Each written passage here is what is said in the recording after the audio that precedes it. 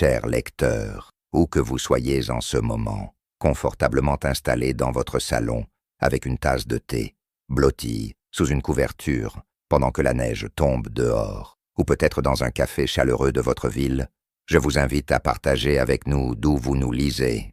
Écrivez dans les commentaires votre lieu et ce que vous buvez en cette période festive.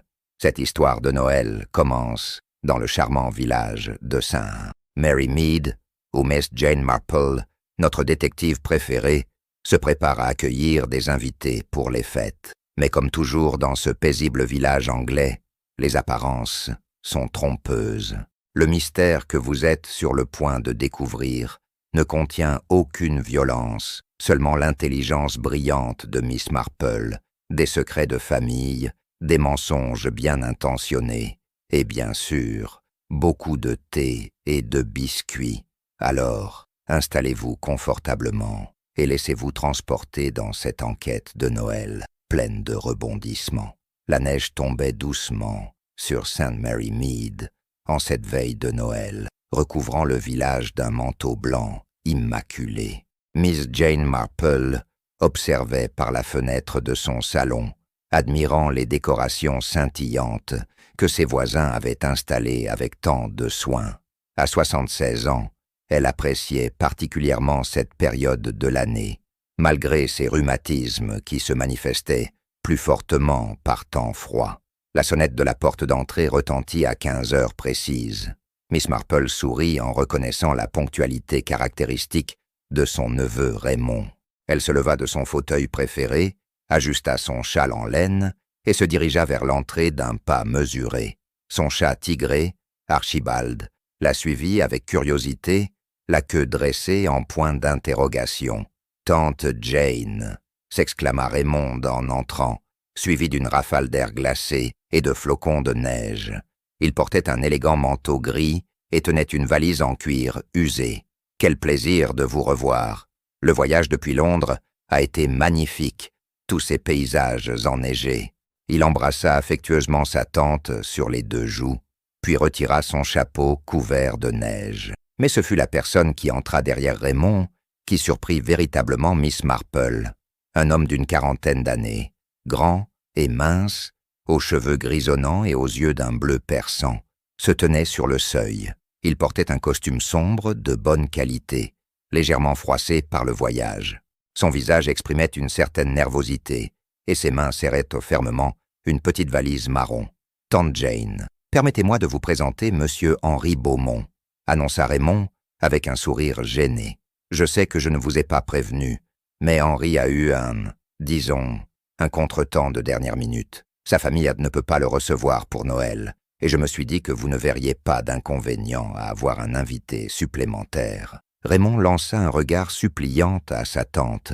Miss Marple observa l'étranger avec son regard habituel, celui qui semblait voir au-delà des apparences. Monsieur Beaumont s'inclina légèrement, un geste qui révélait des manières raffinées. « Madame, je vous présente toutes mes excuses pour cette intrusion. Si ma présence vous dérange le moins du monde, je peux facilement trouver un hôtel dans le village voisin. Je ne voudrais pas m'imposer pendant cette période si spéciale. » « Oh, quelle sottise !» répondit Miss Marple, avec un sourire chaleureux qui illumina son visage ridé. « Personne ne devrait passer Noël seul, et j'ai largement assez de place. Entrez donc, messieurs, avant d'attraper froid. J'ai préparé du thé et des scones tout frais. Rien de tel qu'une bonne tasse de thé pour se réchauffer après un voyage. » Elle referma la porte derrière eux, mais une petite voix dans sa tête lui murmurait déjà que cette invitée surprise cachait quelque chose. Le salon de Miss Marple respirait la chaleur et le confort typique d'un cottage anglais. Des guirlandes de houx décoraient la cheminée où crépitait un feu joyeux. L'arbre de Noël, modeste, mais joliment décoré avec des ornements collectionnés au fil des années, trônait dans un coin de la pièce. L'odeur du thé Earl Grey et des scones fraîchement cuits emplissait l'air. Monsieur Beaumont s'assit avec précaution dans le fauteuil que Miss Marple lui indiqua. Elle remarqua immédiatement plusieurs détails intéressants. Ses chaussures, bien que bien cirées, étaient usées d'une manière particulière, suggérant de longues marches régulières. Ses mains était soignée, mais portait des traces d'encre sur l'index et le majeur de la main droite. Un écrivain, peut-être, ou un comptable? Vous prenez du lait dans votre thé, monsieur Beaumont? Demanda Miss Marple, en servant le thé dans ses tasses en porcelaine de Chine. Raymond s'était déjà installé confortablement sur le canapé, savourant visiblement l'atmosphère familière de la maison de sa tante. Archibald avait sauté sur ses genoux et ronronnait bruyamment. « Oui, s'il vous plaît, et un sucre », répondit Henri Beaumont avec un accent français qui devenait plus prononcé maintenant qu'il se détendait légèrement. « Votre maison est charmante, Madame Marple. Ces petites maisons anglaises ont tellement de caractère. En France, nous avons tendance à préférer les appartements en ville. » Il accepta la tasse que Miss Marple lui tendait, ses mains tremblant légèrement. Miss Marple sourit aimablement, tout en observant discrètement leur invité. « Oh, vous êtes français, alors. Quelle merveilleuse coïncidence. J'ai passé un été délicieux en Provence, il y a quelques années. De quelle région venez-vous, monsieur Beaumont ?» Elle s'installa dans son propre fauteuil, sa tasse de thé posée délicatement sur ses genoux. Henri Beaumont hésita une fraction de seconde, un détail qui n'échappa pas à Miss Marple. « De Paris, madame. Enfin, j'y habite depuis de nombreuses années, mais je suis originaire de Bretagne. » Il but une gorgée de thé, évitant momentanément son regard. « Raymond et moi nous sommes rencontrés lors d'une conférence sur les antiquités à Londres le mois dernier. Nous avons découvert que nous partageons une passion pour les objets anciens. » Raymond intervint avec enthousiasme. « Henri est expert en manuscrits médiévaux, tante Jane. Il a travaillé dans plusieurs musées prestigieux à travers l'Europe. Il me racontait justement dans le train une histoire fascinante sur un manuscrit enluminé du XIIIe siècle qu'il a authentifié l'année dernière. » Le jeune homme semblait sincèrement admiratif de son nouvel ami, ce qui rassura légèrement Miss Marple. Le soir venu, Miss Marple servit un dîner simple mais délicieux dans sa salle à manger. Un rôti d'agneau accompagné de légumes de saison et d'une sauce à la menthe maison.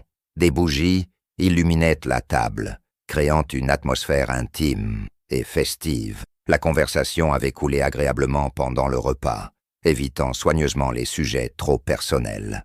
Alors que Miss Marple servait le pudding de Noël traditionnel, arrosé de brandy et flambé avec cérémonie, elle remarqua qu'Henri Beaumont gardait constamment un œil sur la fenêtre. Chaque fois qu'une voiture passait dans la rue, il sursautait légèrement. Son comportement suggérait qu'il attendait quelque chose, ou peut-être craignait l'arrivée de quelqu'un. « Vous semblez préoccupé, monsieur Beaumont », observa Miss Marple de sa voix douce, mais directe. « Attendez-vous quelqu'un ?» Raymond leva les yeux de son pudding, surpris par la perspicacité de sa tante. Henri Beaumont pâlit légèrement, puis sembla prendre une décision. « Madame Marple, » commença-t-il en posant sa cuillère, « je dois être honnête avec vous. Vous avez été si généreuse de m'accueillir chez vous, et je ne peux pas continuer à accepter votre hospitalité sans vous dire la vérité. » Il prit une profonde inspiration, ses mains serrant nerveusement sa serviette de table. Raymond le regardait avec inquiétude. « Je ne suis pas simplement un expert en manuscrits qui a eu un contretemps avec sa famille, » confessa Henri. « La vérité, c'est que je suis impliqué dans une affaire très délicate. Il y a 3 semaines, pendant que je travaillais au British Museum, j'ai découvert quelque chose d'extraordinaire et de potentiellement dangereux. Un manuscrit que je devais authentifier contenait un secret qui pourrait ruiner plusieurs réputations importantes. » Miss Marple posa calmement sa tasse de thé, son expression restant sereine, malgré l'intérêt évident que suscitait cette révélation. « Continuez, je vous en prie, monsieur Beaumont. Je sens que cette histoire devient de plus en plus intéressante. » Raymond, lui, semblait partagé entre la fascination et l'inquiétude. « Depuis cette découverte, j'ai l'impression d'être suivi, » poursuivit Henri d'une voix basse. « Des hommes en costume sombre m'observent dans la rue. Mon appartement a été visité pendant mon absence. Rien n'a été volé. Mais je sais que quelqu'un a fouillé mes affaires. J'ai pensé qu'en quittant Londres et en venant dans un petit village tranquille, je pourrais gagner du temps pour réfléchir à ma prochaine action. Je suis désolé de vous avoir menti, et je comprendrais parfaitement si vous souhaitiez que je parte immédiatement. » Miss Marple resta silencieuse un moment. réfléchissant à cette confession inattendue. Elle observa Henri Beaumont avec son regard pénétrant, celui qui avait déjà percé tant de mystères à St. Mary Mead. Finalement, elle sourit doucement et versa une nouvelle tasse de thé pour chacun d'eux, comme si les révélations qu'elle venait d'entendre étaient aussi ordinaires qu'une discussion sur la météo. Monsieur Beaumont, ou devrais-je dire Henri, puisque nous allons manifestement passer Noël ensemble, commença-t-elle avec un calme désarmant, je pense que vous devriez nous raconter toute l'histoire depuis le début, et je vous suggère de ne rien omettre. Dans ma longue expérience, j'ai appris que les détails, apparemment insignifiants, sont souvent les plus importants. Elle s'installa confortablement dans son fauteuil, prête à écouter. Henri sembla soulagé d'avoir trouvé une oreille attentive. Le manuscrit en question est un livre d'heures, datant du XIVe siècle, magnifiquement enluminé. Il appartenait à une famille aristocratique anglaise, très influente. Le propriétaire actuel souhaitait le vendre aux enchères et m'a demandé de l'authentifier et d'en établir la provenance complète. Il sortit de sa poche intérieure une petite photographie qu'il posa sur la table. Miss Marple ajusta ses lunettes pour examiner l'image. Elle montrait une page de manuscrit ornée de motifs floraux dorés et de miniatures représentant des scènes bibliques. L'artisanat était exquis, témoignant d'un savoir-faire extraordinaire. « C'est magnifique », murmura-t-elle. « Mais je suppose que ce n'est pas la beauté du manuscrit qui pose problème ?»« Exactement », confirma Henri, en examinant attentivement les marges et les espaces entre les prières. J'ai découvert un texte codé, écrit dans une encre spéciale, qui n'apparaît que sous une lumière particulière. Ce texte révèle que plusieurs membres de cette famille aristocratique ont participé à une escroquerie financière majeure dans les années 1920, impliquant des fonds destinés à des œuvres de charité. Raymond s'exclama avec incrédulité. « Vous voulez dire que des gens cachaient des preuves d'une escroquerie dans un livre de prières médiéval? Mais pourquoi faire une chose pareille ?»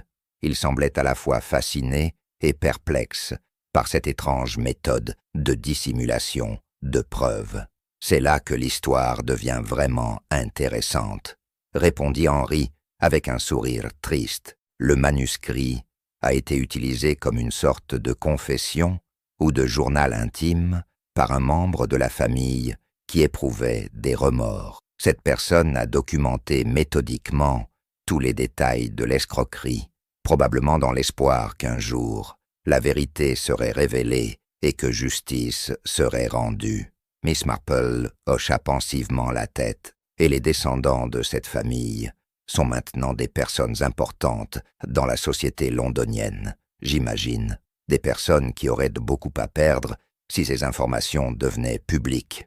Elle avait déjà commencé à assembler les pièces du puzzle dans son esprit, une habitude qu'elle avait développée au fil de nombreuses années de résolution de mystères. Le lendemain matin, jour de Noël, Miss Marple se réveilla tôt, comme à son habitude.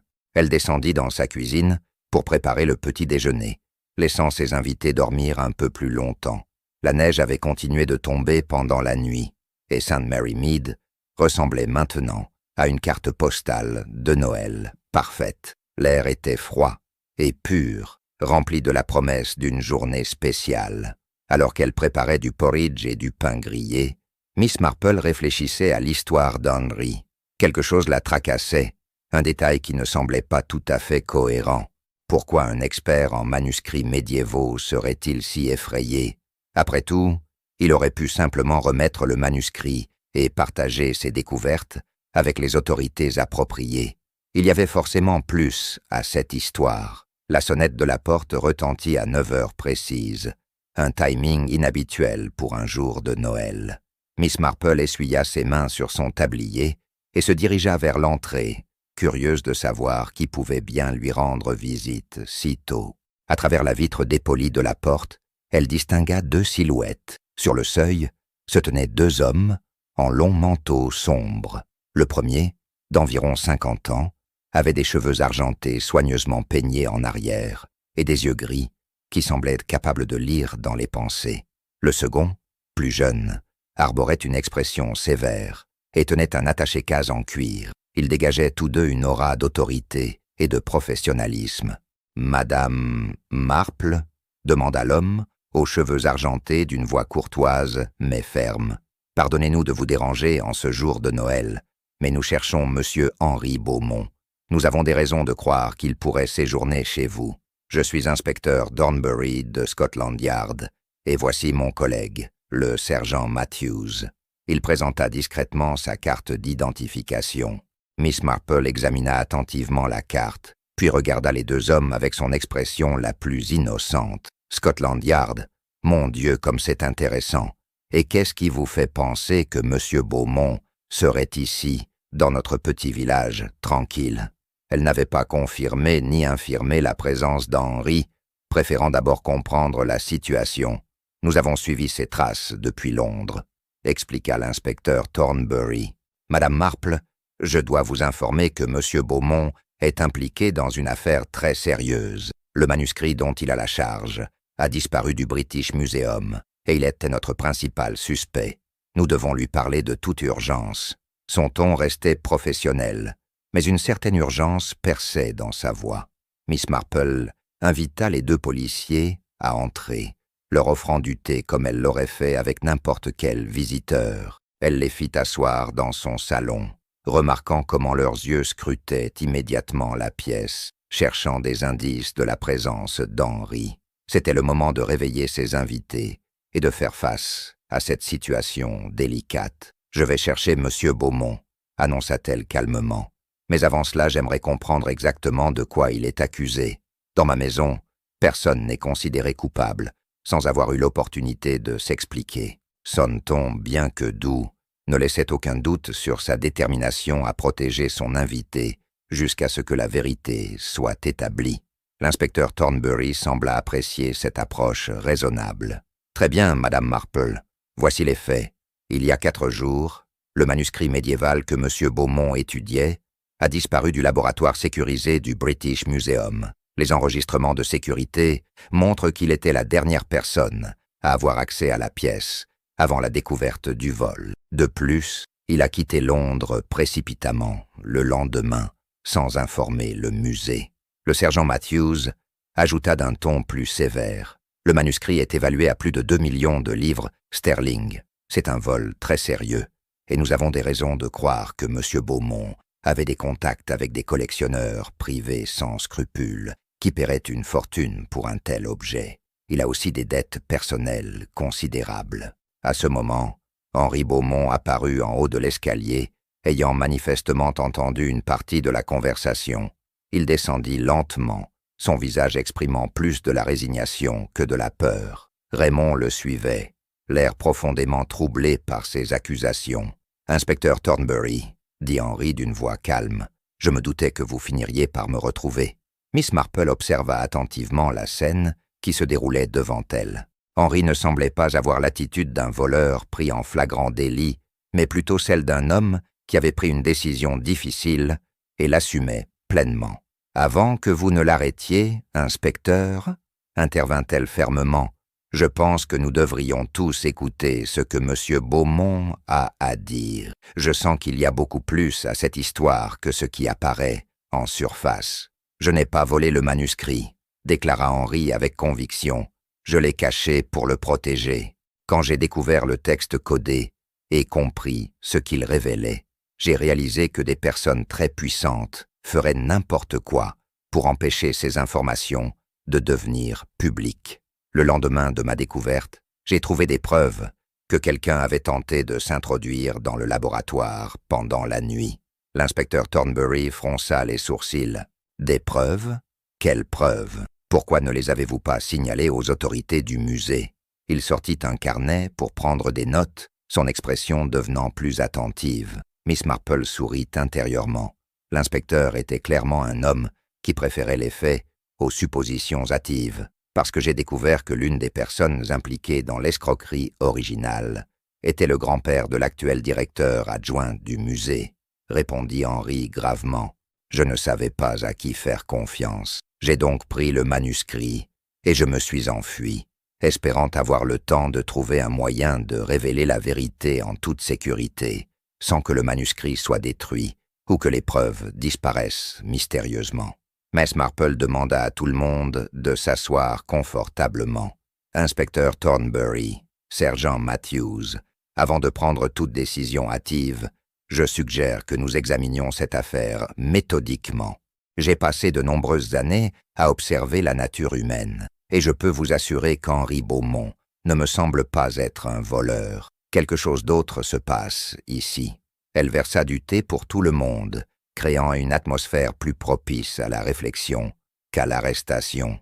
L'inspecteur Thornbury accepta la tasse de thé, un léger sourire apparaissant sur son visage. « J'ai entendu parler de vous, Madame Marple. Mes collègues du commissariat local m'ont raconté comment vous avez aidé à résoudre plusieurs affaires délicates à St. Mary Mead.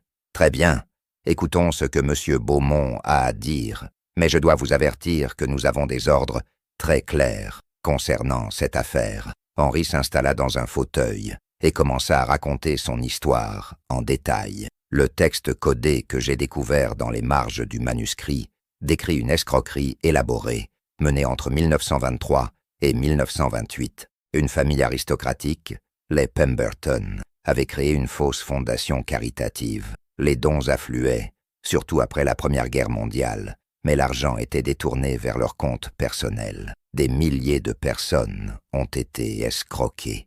Le membre de la famille qui a écrit le texte codé était Lady Catherine Pemberton, continua Henri, apparemment la seule personne honnête de la famille. Elle a documenté méticuleusement chaque transaction frauduleuse, chaque faux reçu, chaque mensonge raconté aux donateurs. C'est un témoignage extraordinaire de courage moral, même si elle n'a jamais osé révéler ces informations de son vivant. Raymond intervint. « Mais Henri, pourquoi les Pemberton d'aujourd'hui se soucieraient-ils d'une escroquerie vieille de presque 100 ans? Sûrement que les responsables sont tous morts depuis longtemps. » Il semblait essayer de trouver une faille dans la logique de l'histoire, cherchant une explication plus rassurante. « Parce que l'argent existe toujours, » répondit Henri. « Les Pemberton contemporains ont bâti leur fortune et leur réputation sur cet argent volé. Si la vérité éclatait, non seulement leur réputation serait ruinée, mais ils pourraient être contraints de restituer des millions de livres, plus les intérêts accumulés. Lord Timothy Pemberton est actuellement membre du Parlement, et sa sœur, Lady Victoria, dirige une grande maison de vente aux enchères. Ils ont énormément à perdre. » Miss Marple hocha pensivement la tête. « Et je suppose que c'est Lord Timothy qui souhaitait vendre le manuscrit aux enchères, sans se douter de ce qu'il contenait. » Elle commençait à voir clairement le tableau complet se dessiner devant elle. C'était comme assembler un puzzle complexe, chaque pièce trouvant sa place naturellement. « Exactement, » confirma Henri. « Quand j'ai réalisé ce que j'avais découvert, j'ai aussi compris que je représentais une menace pour eux. Le manuscrit devait être vendu discrètement à un collectionneur privé qui ne l'examinerait jamais d'aussi près. Mon expertise, trop approfondie, était devenue un problème. C'est pourquoi j'ai décidé de le cacher et de disparaître temporairement, le temps de trouver une solution sûre. » Miss Marple se leva et marcha lentement vers la fenêtre, observant la neige qui continuait de tomber paisiblement sur St. Mary Mead. Elle resta silencieuse un long moment, ses doigts tambourinant doucement contre le rebord de la fenêtre. Tout le monde, dans la pièce, attendait, sachant que la vieille dame réfléchissait intensément. Finalement, elle se retourna avec un sourire énigmatique. « Inspecteur Thornbury, » commença-t-elle, « puis-je vous poser quelques questions sur votre enquête ?» L'inspecteur hocha la tête, intrigué par cette demande. Premièrement, qui exactement a signalé la disparition du manuscrit? Et à quel moment précis? Miss Marple retourna s'asseoir, ses yeux pétillants d'intelligence derrière ses lunettes. L'inspecteur consulta ses notes. Le vol a été signalé par le docteur Michael Hartley, le directeur adjoint du musée que M. Beaumont a mentionné, le lendemain du jour où M. Beaumont a quitté Londres.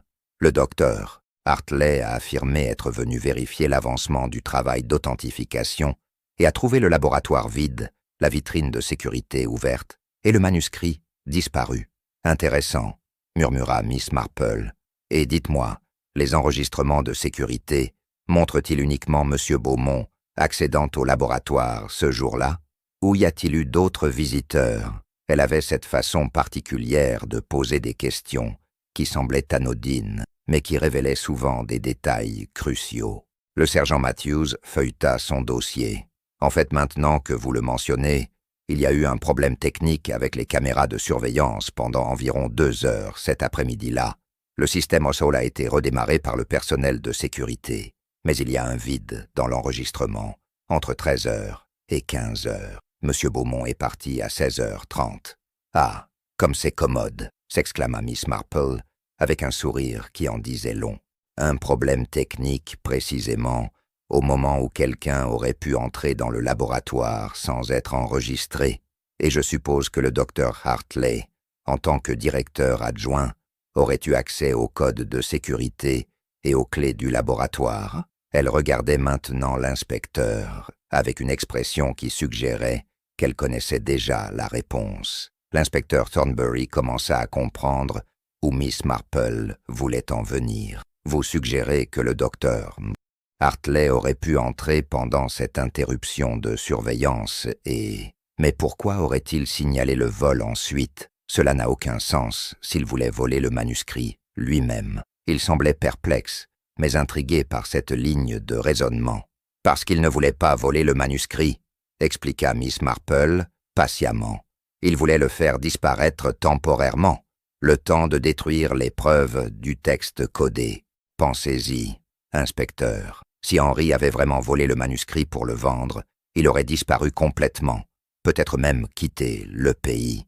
Au lieu de cela, il est venu se réfugier dans un petit village anglais, chez le neveu d'une vieille dame. Ce n'est pas le comportement d'un voleur, mais celui d'un homme qui essaie de protéger quelque chose d'important. » Raymond s'écria soudain. « Alors, tante Jane, vous pensez que le docteur Hartley a saboté les caméras, est entré dans le laboratoire et a tenté de prendre le manuscrit, mais Henry l'avait déjà caché ailleurs. C'est pour ça que Hartley a été obligé de signaler le vol, parce qu'il ne pouvait pas expliquer comment il savait que le manuscrit avait disparu, sans admettre qu'il avait essayé de le prendre lui-même. » Le reste de la journée de Noël se déroula dans une atmosphère de soulagement et de célébration.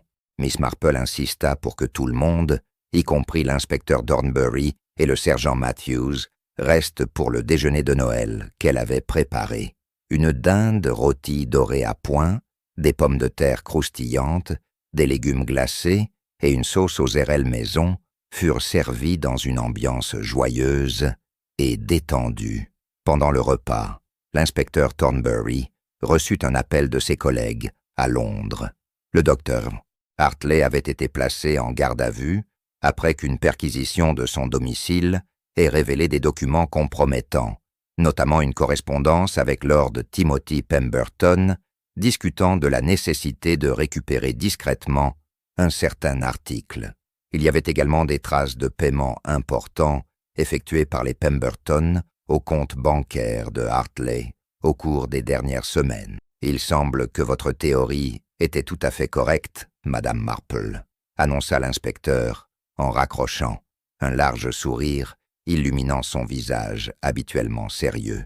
Le docteur Hartley a commencé à parler quand nous lui avons montré les preuves. Il a avoué avoir été approché par les Pemberton il y a 1 mois.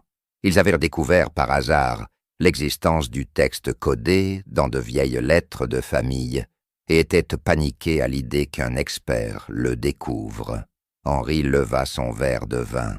À Miss Marple, la détective la plus perspicace d'Angleterre. Sans votre intervention, je serais probablement en prison à l'heure qu'il est, et le manuscrit aurait peut-être été détruit à jamais. Vous avez sauvé non seulement ma réputation, mais aussi un témoignage historique crucial de justice et de vérité.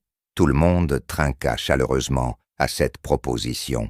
Miss Marple rougit légèrement sous les compliments. « Oh, ce n'était rien de si extraordinaire.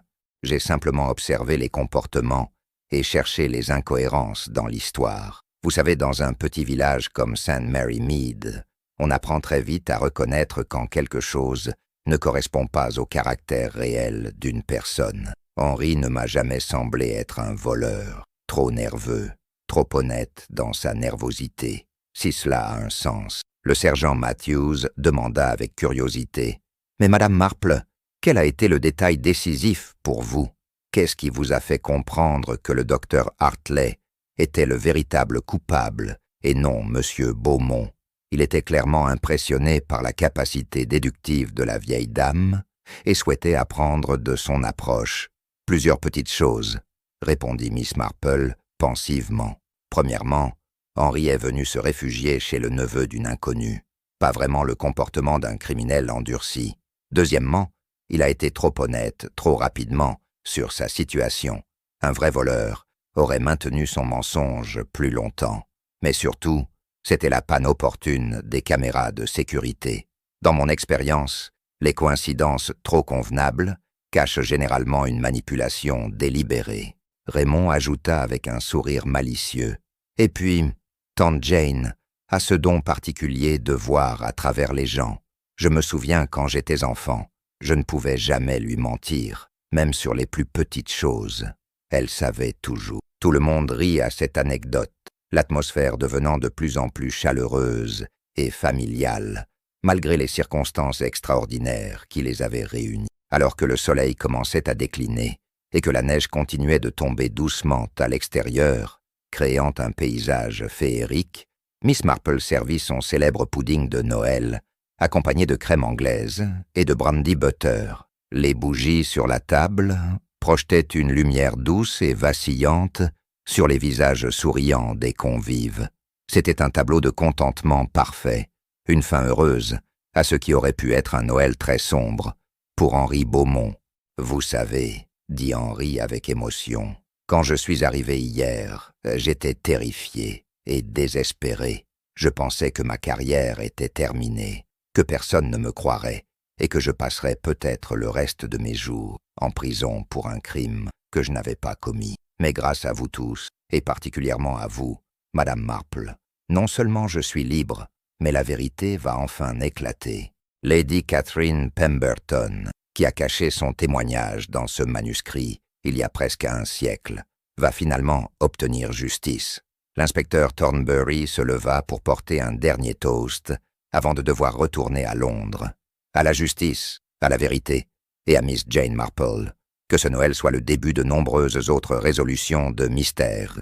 Et Madame Marple, si jamais vous envisagez de quitter Mary Mead pour Londres, Scotland Yard serait honoré de vous compter parmi ses consultants. » Il dit cela sur un ton mi-sérieux, mi-taquin, mais tout le monde pouvait voir qu'il était sincèrement impressionné.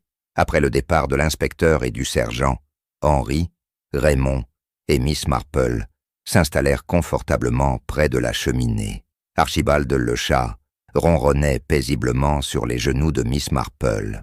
Les trois compagnons discutèrent longuement de l'affaire, des implications historiques du manuscrit et de ce qui allait maintenant se passer pour les Pemberton. Henry expliqua que le manuscrit serait probablement exposé au British Museum, avec une explication complète de son contenu historique, offrant enfin à Lady Catherine la reconnaissance posthume de son courage moral. « Savez-vous ce qui me frappe le plus dans cette histoire ?» demanda Miss Marple, alors que la soirée touchait à sa fin. « C'est que Lady Catherine a choisi de documenter la vérité même, quand elle savait qu'elle ne vivrait probablement pas assez longtemps pour l'avoir révélée. Elle avait foi que, tôt ou tard, quelqu'un de bien découvrirait son message et ferait ce qu'il fallait. Et c'est exactement ce qui s'est passé, n'est-ce pas, Henry ?» Henry hocha la tête, les yeux brillants. « Oui, et j'espère avoir été digne de sa confiance. Vous savez, Madame Marple, vous me rappelez beaucoup Lady Catherine. Vous aussi, vous voyez la vérité quand d'autres ne voient que la surface des choses, et vous avez le courage de la défendre, peu importe les circonstances. C'est un don rare et précieux. » Alors que les cloches de l'église de St. Mary Mead sonnaient minuit, marquant la fin de ce Noël extraordinaire, Miss Marple regarda par la fenêtre les toits enneigés du village. Elle sourit, en pensant que même dans un endroit aussi tranquille que St. Mary Mead, la vie réservait toujours des surprises, et elle était reconnaissante que son esprit curieux et sa compréhension de la nature humaine puissent encore servir à quelque chose d'important. Le lendemain matin, alors que le village s'éveillait doucement après les festivités de Noël, Miss Marple reçut un télégramme urgent de Londres. C'était l'inspecteur Thornbury qui l'informait que le docteur Hartley, confronté aux preuves accablantes, avait finalement accepté de coopérer pleinement avec l'enquête. Il avait révélé l'emplacement d'autres documents compromettants cachés dans son bureau, des lettres prouvant que les Pemberton avaient tenté de corrompre plusieurs autres experts du musée au fil des ans. Henry, qui lisait le télégramme par-dessus l'épaule de Miss Marple, poussa un soupir de soulagement mêlé de tristesse. « Vous savez, Madame Marple, ce qui me rend le plus triste dans cette affaire, ce n'est pas tant la cupidité des Pemberton ou la trahison de Hartley, c'est de penser à tous ces experts honnêtes qui ont peut-être été écartés ou discrédités au fil des années, parce qu'ils étaient sur le point de découvrir la vérité. » Miss Marple hocha gravement la tête. « Oui, Henry, mais grâce à votre courage et votre intégrité, cette chaîne de mensonges est enfin brisée. Lady Catherine peut maintenant reposer en paix, sachant que son témoignage silencieux a finalement porté ses fruits. Et qui sait combien de personnes bénéficieront de cette révélation dans le futur. La vérité a une façon remarquable de se perpétuer une fois qu'elle est libérée. » Raymond entra dans la pièce avec un plateau chargé de tasses de thé fumant et de toasts beurrés. « J'ai pensé que nous méritions tous un petit déjeuner tranquille après toute cette excitation. Tante Jane, j'espère que vous ne m'en voulez pas, mais j'ai raconté votre exploit à quelques amis journalistes à Londres. Je pense que le monde devrait savoir comment une dame de St. Mary Mead a résolu une affaire qui aurait pu faire condamner un innocent. »« Oh, Raymond !» protesta Miss Marple en rougissant légèrement. « Ce n'était vraiment rien d'extraordinaire. N'importe qui avec un peu de bon sens aurait pu voir les incohérences dans cette histoire. J'ai simplement eu la chance d'être au bon endroit, au bon moment, et d'avoir passé suffisamment d'années à observer la nature humaine pour reconnaître un homme honnête quand j'en vois un. » Mais Henry ne l'entendait pas de cette oreille. « Madame Marple, votre modestie est admirable, mais Raymond a raison. Vous m'avez sauvé la vie, au sens propre comme au sens figuré. Sans votre intervention, je serais probablement en prison à l'heure qu'il est, ma réputation en ruine, et le manuscrit de Lady Catherine aurait peut-être été détruit à jamais. Vous avez non seulement résolu un mystère, mais vous avez préservé un témoignage historique crucial. » La conversation se poursuivit pendant tout le petit déjeuner, les trois compagnons discutant des implications plus larges de l'affaire. Henry expliqua que plusieurs historiens avaient déjà contacté le British Museum, désireux d'étudier le manuscrit et de reconstituer l'histoire complète de l'escroquerie des Pemberton. Des descendants des victimes originales de la fraude avaient également commencé à se manifester, espérant peut-être obtenir une certaine forme de restitution. « Joyeux Noël à tous », murmura finalement Miss Marple doucement, levant sa tasse de thé dans un toast matinal. « Et puisse la vérité toujours finir par triompher, même si elle doit attendre 100 ans pour être révélée. C'est là toute la beauté de la justice. Elle peut être retardée, mais jamais vraiment vaincue. » 3 mois plus tard, Miss Marple reçut une invitation officielle à l'inauguration d'une exposition spéciale au British Museum, intitulée « Le manuscrit de Lady Catherine, un témoignage de conscience à travers les siècles ».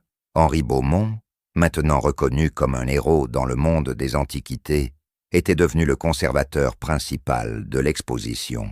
Lord Timothy Pemberton et sa sœur Lady Victoria avaient été contraints de démissionner de leur position et faisaient face à de nombreuses poursuites judiciaires. Le manuscrit médiéval, magnifiquement restauré et protégé sous verre, était devenu l'une des pièces les plus visitées du musée. À côté de celui-ci, un panneau explicatif racontait l'histoire de Lady Catherine Pemberton et comment sa confession codée avait finalement mené à la justice grâce à la perspicacité d'un expert consciencieux et d'une certaine détective amateur de St. Mary Mead. Miss Marple, accompagnée de Raymond, assista à l'inauguration vêtue de sa plus belle robe et portant le châle que Henry lui avait offert en remerciement. En regardant le manuscrit illuminé sous les projecteurs du musée, elle pensa que certaines histoires méritaient vraiment d'attendre des décennies pour être racontées, et que parfois, les mystères les plus profonds se cachaient dans les endroits les plus inattendus. Et voilà comment Miss Jane Marple passa le Noël le plus mémorable de sa vie, prouvant une fois de plus que l'âge et l'apparence tranquille peuvent cacher un esprit des plus brillants.